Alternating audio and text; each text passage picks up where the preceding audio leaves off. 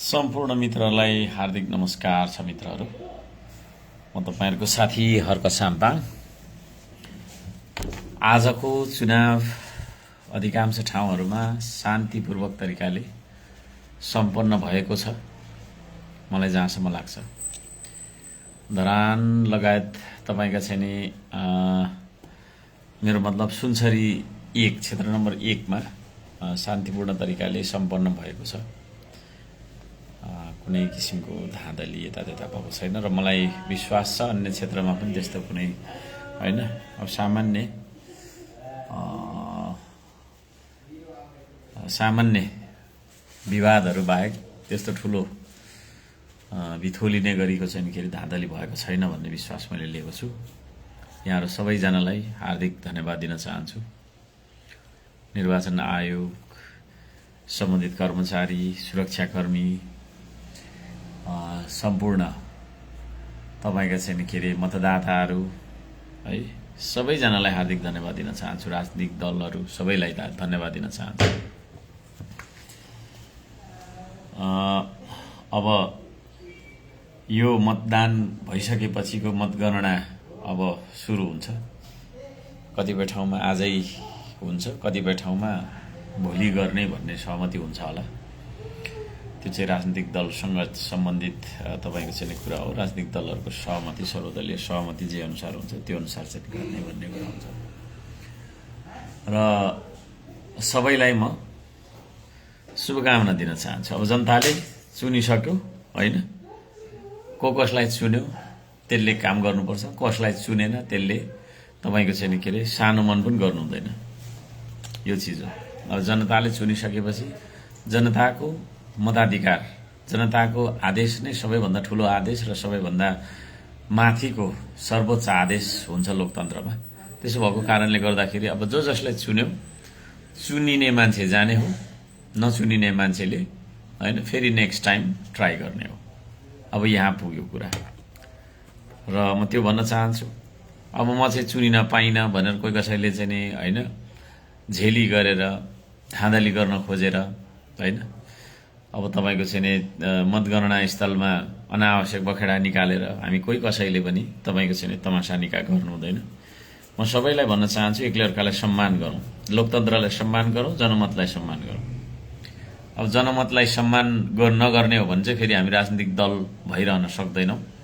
त्यसो भएको कारणले म सबैजनालाई भन्न चाहन्छु अब जनताले हामीले भोट हाल्यो हैन, तपाईको चाहिँ मौन अवधि आउनुभन्दा अगाडिसम्म हामीले जे भन्यौं हैन, कसले कसलाई के भन्यो, कसले कसलाई के भन्यो त्यो एउटा ठाउँमा छ, प्रतिस्पर्धाको कुरा हो हैन। कसलाई तपाईको छैन सबैले सबैलाई नै तपाईको छैन आलोचना र विरोध गरेर तपाईको छैन बोल्ने कुराहरु पनि भयो।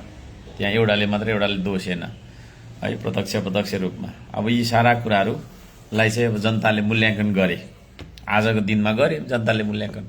अब जनताले मूल्याङ्कन गरिसकेपछि अब जनताको मूल्याङ्कनलाई, जनताको निर्णयलाई फेरि हामीले नमान्ने भन्ने किसिमले कोही कसैले हैन, सबै राजनीतिक दलहरूलाई म अनुरोध गर्न चाहन्छु हैन, सबै उम्मेदवारहरूलाई अनुरोध गर्न चाहन्छु, सबै तपाईका चाहिँ शुभेच्छुक सहयोगीहरू, दलहरूका विभिन्न सहयोगीहरूलाई अनुरोध गर्न चाहन्छु। अब शान्तिपूर्ण तरिकाले सुसम्पन्न गर्नुपर्छ। यसलाई सुसम्पन्न तबसम्म हुँदैन जबसम्म मतगणना भएर चाहिँ नि हैन अब त्यसको परिणाम आउँदैन। त्यो समयसम्म चाहिँ हामी चुपो लागेर हामीले सबैले अब तपाईको चाहिँ यो गर्नुपर्छ र जसलाई जनताले चुनेको हैन त्यसलाई चाहिँ सबैले स्वीकार्नुपर्छ। म चाहिँ स्वीकार्दिन, यस्तो भयो उस्तो भयो भन्न पाइँदैन, किनभने जनता भन्दा ठूलो कोही पनि हामी हुँदैनौँ र जनता भन्दा माथि हामी कोही पनि छैनौँ। त्यसले गर्दाखेरि अब जनताले आफ्नो मत बाकसमा दिइसक्नु भएको छ। अब त्यसलाई सुरक्षित तरिकाले हैन अब त्यसलाई चाहिँ तपाईको ट्रकहरू हेर्नु होला है। अब त्यो जहाँबाट जुन गाडीबाट चाहिँ तपाईको ढुवानी गरिन्छ भन्नुको मतलब ट्रान्सपोर्ट गरेर मतदान अधिकृतको ठाउँसम्म, मतगणना स्थलसम्म पुर्याउनु पर्ने हुन्छ, त्यो गाडी राम्रोसँग हेर्नुपर्छ। सबै राजनीतिक दल, पत्रकार सबैले हेर्नुपर्छ हैन। र त्यो गाडी खाली भएको हुनुपर्छ, त्यहाँ कुनै किसिमको बाकस अलरेडी भएको अथवा कोही मान्छे बसेको यस्तो हुनु भएन।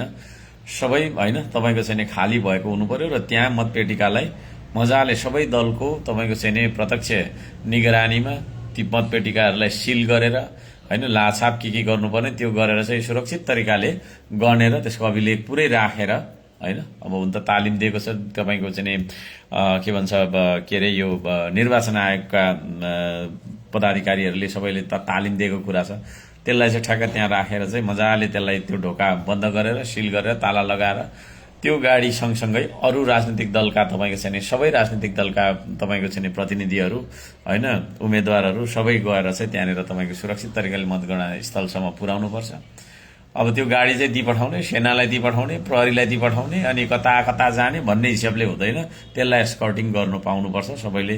त्यस्तो तरिकाले चाहिँ नि मतगणना स्थलसम्म पुर्याएर स्वच्छ तरिकाले, स्पष्ट तरिकाले, पारदर्शी तरिकाले, वास्तविक तरिकाले होइन जे छ त्यो तपाईँको चाहिँ आधारमा मतगणना हुनु जरुरी छ।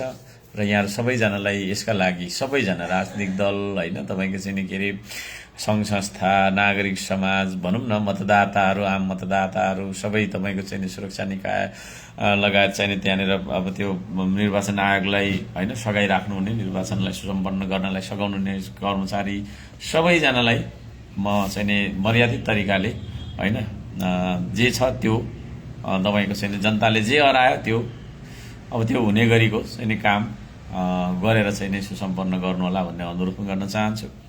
सबैजनालाई मेरो अनुरोध छ, अब जनताले जो जसलाई चुन्यो, चुनेको मान्छे सदनमा जान्छ, सरकार बनाउँछ होइन, बहस पैरवी गर्छन्, कानुन बनाउँछन्, के गर्छन् आफ्नो म्यान्डेट अनुसार गर्छन्। अब जनताले चुनिसक्यो होइन, अब जनताले चुनेको कुरालाई मान्दिन भनेर झगडा गर्नतिर पो हामी लाग्नु हुँदैन। मेरो भन्नुको मतलब यो सम्पूर्ण तपाईँको चाहिँ लाइफको मेरो तात्पर्य चाहिँ त्यो हो।